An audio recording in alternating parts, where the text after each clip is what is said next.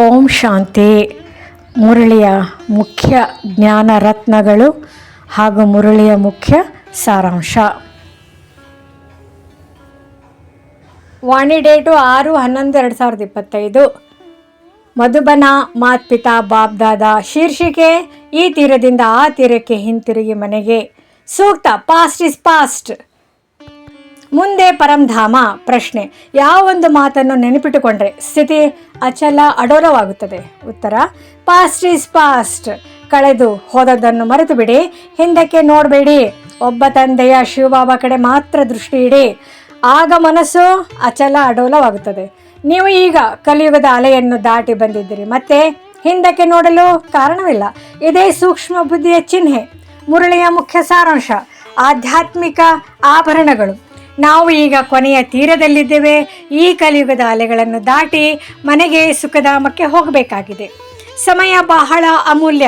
ಈಗ ಪುರುಷೋತ್ತಮ ಸಂಗಮಯುಗದ ಕೊನೆಯ ಘಟ್ಟದಲ್ಲಿ ನಿಂತಿದ್ದೇವೆ. ಹಳೆಯ ಪ್ರಪಂಚದಿಂದ ಮಮತ್ವ ತೆಗೆದುಕೊಳ್ಳಿ, ಅದು ನಿಮ್ಮ ಕೆಲಸಕ್ಕೆ ಬರೋದಿಲ್ಲ. ಹೊಸ ಪ್ರಪಂಚ ಕಣ್ಣ ಮುಂದೆ ನಿಂತಿದೆ. ಬುದ್ಧಿಯಲ್ಲಿ ಚಕ್ರ ಸುತ್ತುತ್ತಿರಲಿ. ನಾವು ಸತ್ಯುಗದಿಂದ ಸುತ್ತಿ ಕಲಿಯುಗದ ಅಂತ್ಯಕ್ಕೆ ಬಂದಿದ್ದೇವೆ ಎಂಬ ಅರಿವು ಇರಲಿ. ಬುದ್ಧಿಯೋಗ ತಂದೆಯೊಂದಿಗೆ ಇರಲಿ. ವಿಕಾರಿ ಪ್ರಪಂಚದೊಂದಿಗೆ ಬುದ್ಧಿಯೋಗ ಬೇಡ. ಹಳೆಯ ಪ್ರಪಂಚದಿಂದ ಸಂಬಂಧಗಳು ಸುಳ್ಳು, ಸುಖಧಾಮದ ಸಂಬಂಧಗಳು ಮಾತ್ರ ಸತ್ಯ. ತಮ್ಮ ಸ್ಥಿತಿ ಅಚಲ ಅಡೋಲವಾಗಿರಲಿ. ಒಬ್ಬ ತಂದೆಯ ನೆನಪು, ಒಂದು ದಿಕ್ಕು, ಒಂದು ಗುರಿ. ನಾವು ಈಗ ಮನೆಗೆ ಹಿಂತಿರುಗುವ ಹಂತದಲ್ಲಿದ್ದೇವೆ. ನಮ್ಮ ದೋಣಿ ತೀರಕ್ಕೆ ಬಂದಿದ್ದು. ಈಗ ಹೆಜ್ಜೆ ಇಡುವ ಸಮಯ. ನೆನಪಿನ ಯಾತ್ರೆ ಅತ್ಯಂತ ಶಕ್ತಿಯುತ. ಈ ಯಾತ್ರೆಯು ಎಲ್ಲ ದುಃಖಗಳನ್ನು ಕರಗಿಸುತ್ತದೆ. ಯೋಗ ಬಲದಿಂದ ಆಯುಷ್ಯು ಜಾಸ್ತಿ ಆಗ್ತದೆ. ಮನಸ್ಸು ಸಂತೋಷದಲ್ಲಿದ್ದರೆ ದೇಹವು ತಾಜಾ. ಹನುಮಂತನಂತೆ ಸ್ಥಿರ ಬುದ್ಧಿ ಇರಲಿ. ಅವನ ಹಠ, ಶ್ರದ್ಧೆ, ನಿಷ್ಠೆ ನಮ್ಮ ಮಾದರಿ. ಬಿದುರಿನ ಕಾಡು ಬೆಂಕಿಯಂತೆ ರಾವಣ ರಾಜ್ಯ ಸುಡುವುದು. ಕಥೆಯ ಅರ್ಥ: ವಿಕಾರಗಳ ರಾಜ್ಯ ನಾಶವಾಗುತ್ತದೆ. ಸ್ವದರ್ಶನ ಚಕ್ರಧಾರಿ ಭಾವನೆ. ನಾವು ಆತ್ಮಗಳು ಚಕ್ರವನ್ನು ಬುದ್ಧಿಯಲ್ಲಿ ಸುತ್ತಿಸಬೇಕು. ತಂದೆಯು ನೀಡಿದ ಗುಪ್ತ ಶಿಕ್ಷಣ. ನಿತ್ಯ ವಿಚಾರ ಸಾಗರ ಮಂಥನ ಮಾಡಬೇಕು. ಹಿಂದಕ್ಕೆ ನೋಡುವ ಅಭ್ಯಾಸ ಬಿಡಿ. ಹಿಂದಿನ ಜನ, ಘಟನೆಗಳು, ಸಂಬಂಧ ಪಾಸ್ಟ್ ಈಸ್ ಪಾಸ್ಟ್. ಆಮೆಯ ಉದಾಹರಣೆ: ಅಂತರ್ಮುಖತೆ. ಎಲ್ಲ ಇಂದ್ರಿಯಗಳನ್ನು ಒಳಗೆಳೆದು ಆತ್ಮಾನುಭವ ಮಾಡ್ರಿ. ದೈವಿ ಗುಣಧಾರಣೆ: ಶಾಂತಿ, ಪಾವಿತ್ರ್ಯ, ಪ್ರೀತಿ. ಇದು ನಿಮ್ಮ ನೈಸರ್ಗಿಕ ಗುಣ.